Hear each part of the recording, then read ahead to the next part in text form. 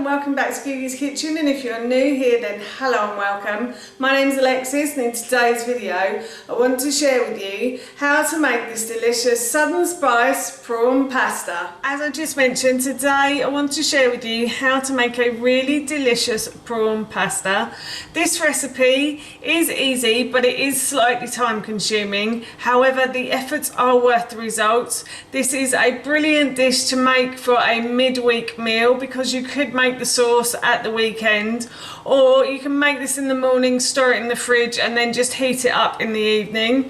So for this recipe, the first thing I've done is I've got myself a large saucepan and I'm going to put this onto a high heat on my hob, and I'm going to add oil to the base of this pan, and then I'm just going to leave this pan to heat up. And while the pan is heating up, I just want to say that if you have enjoyed this video today and you'd like to see more, then please don't forget to hit that subscribe button. And if you did really enjoy this video, then please feel free to hit that like button. And if you have any family and friends that you think might enjoy this video, then please feel free to share it with them. And of course, if you have any comments, then please don't forget to leave those in the comments section below. Everything like that really helps me out and I would really appreciate it. The pan is nice and hot, so what I've done is I've peeled, sliced and diced one red onion, and I'm just going to pop that into the base of the pan like so,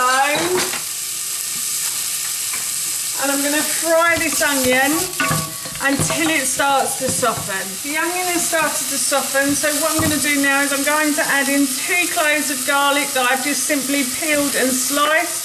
So you can add 2 to 4 cloves of garlic, and I'm just going to pop that in, and I'm just going to fry this for about 30 seconds or so. You don't want to fry it for too long because burnt garlic is never nice, so you just want to be able to smell it and see the colour changing, which I can now.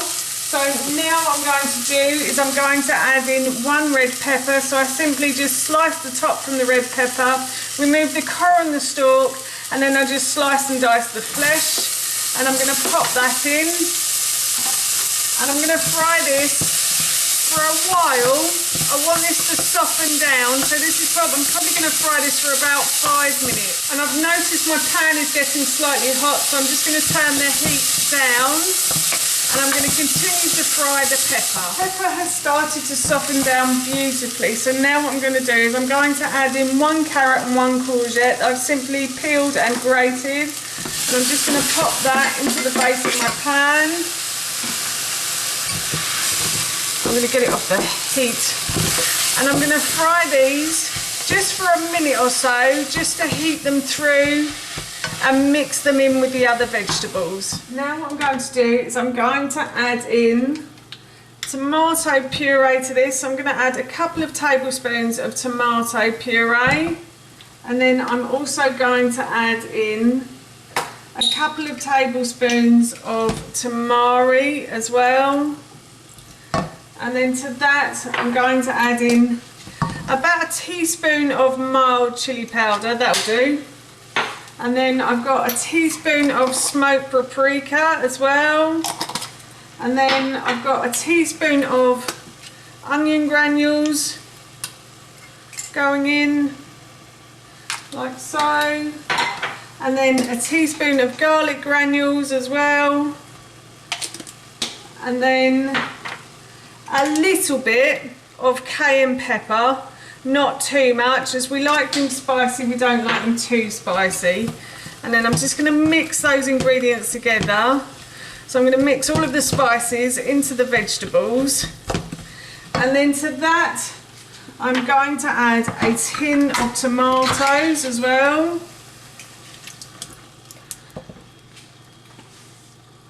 And then I'm also going to add in stock. So I've got about 200 ml of chicken stock, and I'm just going to put that into the base of the tin, and I'm going to pour that in, and that just gets rid of the juice around the outside of the tin. And I'm going to mix those ingredients together. Then I'm going to add salt and pepper. So salt and pepper to your taste. And I'm going to bring this to the boil. turn the heat up slightly and just bring this to the boil, and then I will leave it to simmer for a good 20 minutes. The sauce has come to the boil, so I'm going to turn the heat down to a medium to low heat, and as I said, I'm just going to leave this to simmer until the sauce becomes like jam. You want it to look like jam, so you don't want any of the juice in there. You want all of the chicken stock to soak into the vegetables, and hopefully you'll have a very jammy sauce. The sauce has been on the hob for a good 20 minutes, and that's what I call jammy, is when I pull the spoon back and no liquid runs forward, and it basically looks like a jam. So now what I'm going to do is I'm going to turn the heat off, and I'm going to remove this from the heat, and I'm going to leave it to cool. The sauce has cooled, so I have transferred it from the saucepan to my blender cup. And now what I'm going to do is I'm going to blend all of these ingredients together until they are smooth.